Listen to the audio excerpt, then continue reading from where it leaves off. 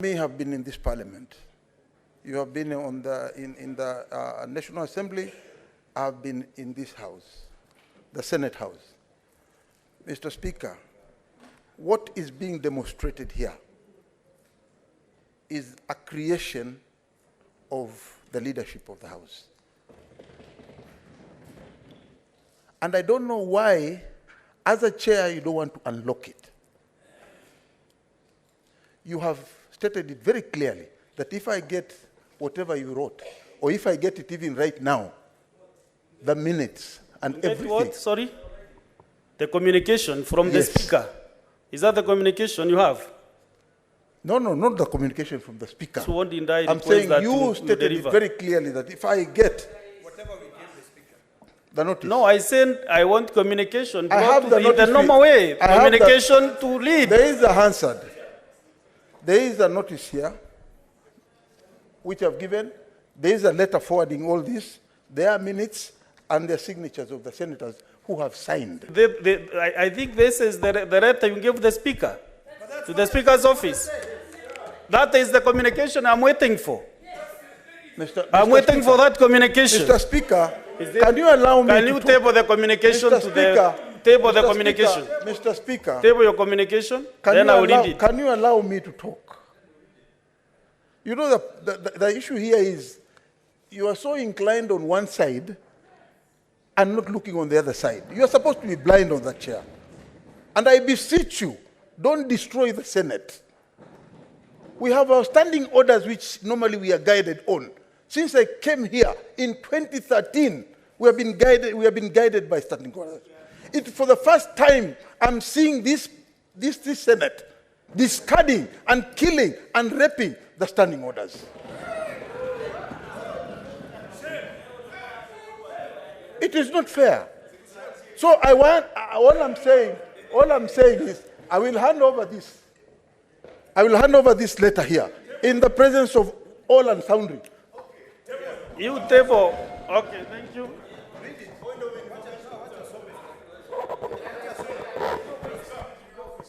Let me read the message now. If receive. This is the letter to late Honorable Amason Kingi, EGHMP, Speaker of the Senate. Discharge of a senator from leadership office. This is the letter the speaker is working on. And this is the communication I'm waiting. A reply to this letter is what I'm waiting for. And that is what the minority leader was asking last night. Now you want me to reply? You want me to reply?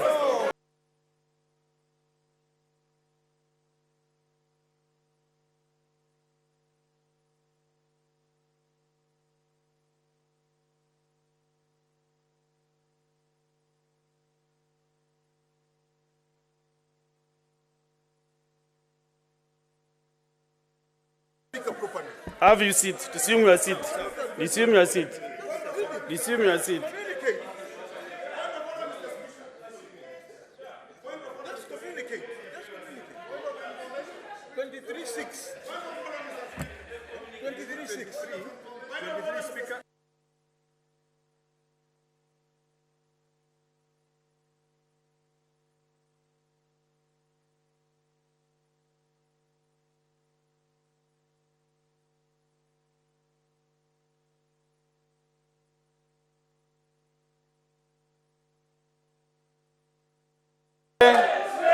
Of a petition, and as the Speaker of the Senate.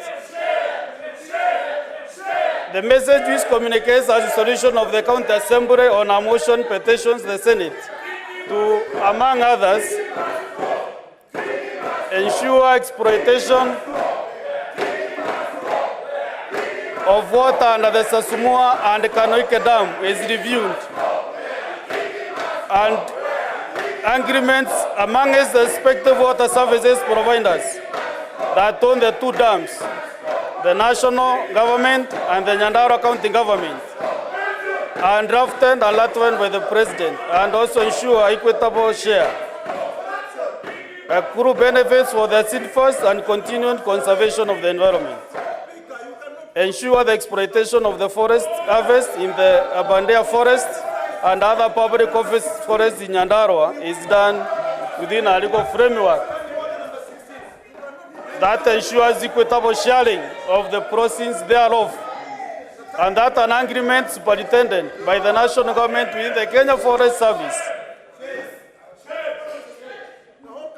Ledama Orekina, you know when I'm on the floor, you know the rules of this house. You know the rules of this house.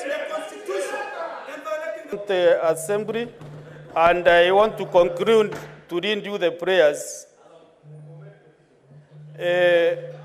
Honorable Senators, pursuant to Standing Order 48.7, which states that when a message from a county assembly is reported, the message shall be deemed to have been laid before the Senate, and the Speaker may direct the message be dealt with forthwith, B, appoint a day for consideration of the message, or C, refer the message to the relevant committee of the Senate for consideration. So, Honorable Senators, in this regard, I refer the matter to the Standing Committee on the Land, Environment and Natural Resources for appropriate action. There is another message. If you have any comment, maybe I'll give you 5 minutes after this other message. This message is approval of appointment of a member of the Parliamentary Service Commission under Article 127(2)(d) of the Constitution. Honorable Senators, I wish to report to the Senate that pursuant to Standing Order 46(3) and 4, I have received the following message from the Speaker of the National Assembly regarding the approval of the National Assembly of appointment of a member of the Parliamentary Service Commission under Article 127(2)(d) of the Constitution. Pursuant to the said standing orders, I now report the message. Pursuant to the provisions of Standing Order 41(1) of the National Assembly Standing Orders, I hereby convey the following message from the National Assembly. In accordance with the provisions of Article 127(2)(d) of the Constitution, by a resolution passed on Wednesday, 15 February 2023, the National Assembly approved the appointment of the Honorable Johnson Mudama as a member of the Parliamentary Service Commission. Now, therefore, in accordance with the same provisions of the standing orders, I hereby convey the aforementioned resolution of the National Assembly and invite the Senate to also consider and approve the appointment of the male member of the Parliamentary Service Commission. I thank you.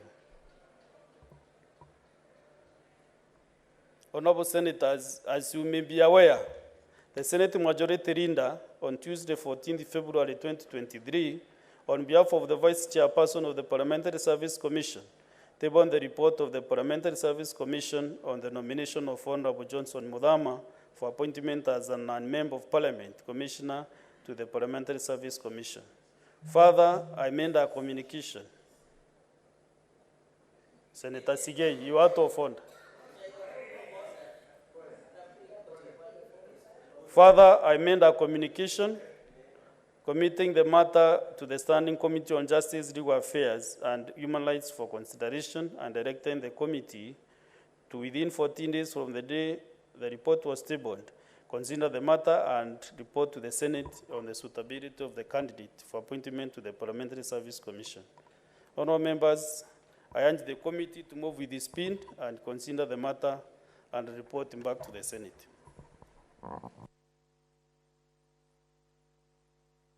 I don't know whether there is any member who has a comment. Senator for Nyandarua? Nyandarua Senator? Medu?